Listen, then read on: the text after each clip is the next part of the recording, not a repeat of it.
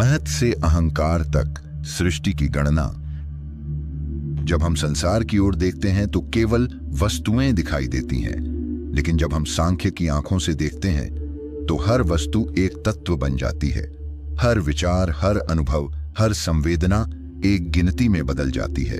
सांख्य दर्शन गणना है, लेकिन यह अंक गणित नहीं, यह आत्मगणित है।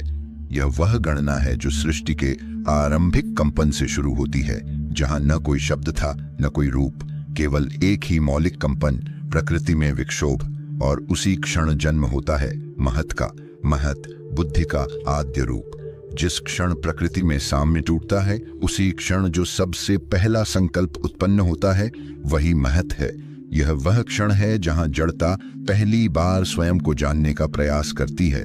महत से ही निकलता है अहंकार, वह बिंदु जहां प्रकृति पहली बार कहती है मैं हूं। यह मैं की भावना, यही बंधन की पहली परछाई है।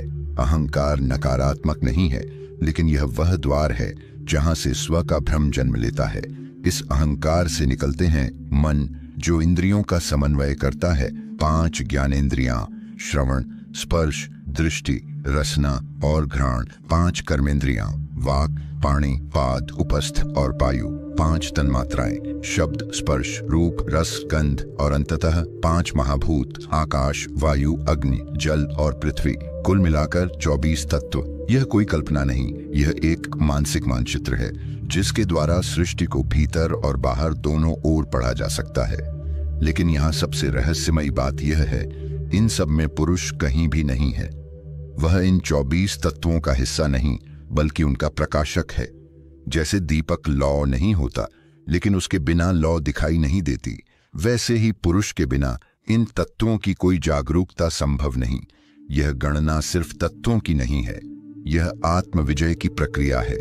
यह जानने का प्रयास है कि जब भीतर विक्षोभ हो रहा है तो वह किस तत्व से हो रहा है। क्या यह रज की अधीरता है जो तुम्हें भागने को कह रही है, या यह तम की जड़ता है जो तुम्हें रोक रही है, या यह सत्व की स्पष्टता है जो निर्णय का प्रकाश फैला रही है।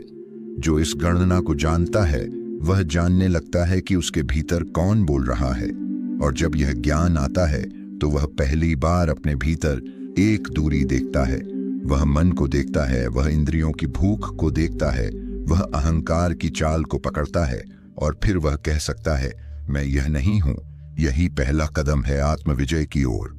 सांख्य हमें बताता बोल रहा है, और जब यह ज्ञान आता है तो वह पहली बार अपने भीतर एक दूरी देखता है। वह मन को देखता है, वह इंद्रियों की भूख को देखता है, वह अहंकार की चाल को पकड़ता है, और फिर वह कह सकता है मैं यह नहीं हूं। यही पहला कदम है आत्मविजय की ओर। सांख्य हमें बताता है कि मुक्ति किसी बाहरी युद्ध से नहीं, बल्कि संपूर्ण आत्मज्ञान की वैज्ञानिक गणना से आती है।